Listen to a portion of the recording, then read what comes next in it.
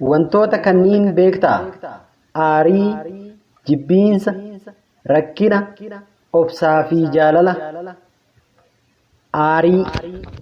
Aariin amala namaa jijjiira. Fira nama dhabsiisa. Sammuu jeeqa. Qabeenya barbadeessa. Badiif nama saaxila. Du'aaf nama kenna. Irraa of eegi. Jibbiinsi walirraa nama fageessa. Qofa galeessa nama taasisa. Walitti dhufeenya booressa. Doongoraaf karaa bana. Firiin isaas gaabbii ta'a. Irraa fagaadhu. Rakkinni amala nama jijjiira. Waan hin qabne si barsiisa. Abdii si kutachiisa. Obsa si fixachiisa. Biyyarraa siin bada. Obsi taajjabbii irraa si hambisa. Hamtuu irraa nama eega. Of eeggannoo namaaf laabsa. Amala qabeessa nama taasisa. Gara laafummaa nama barsiisa. Sammuu namaa bal'isa.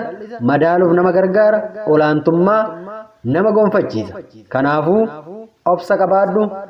Jaalalli gammachuu namaaf laata. Waan gaarii nama nyaachisa. Jireenya hawaasummaa cimsa. Kaayyoo fiixan baasa. Galma qaqqabsiisa. Bilisummaa yaadaa laata. Kanaafuu jaalalli furtuu jireenyaati. Waan sadi baradhu. Akkamitti namoota biraa biratti amanamaa taatee akka mul'attu baradhu. Akkamitti namoota biraa waliin akka walii galtu baradhu. Akkamitti ofii keef gatii kennitu baradhu. Sadeen kana al tokkotti barattee qabda taanaan jireenya kee fooyyessuu dandeessa.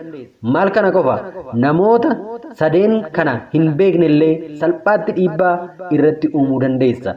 Irratti hojjedhu.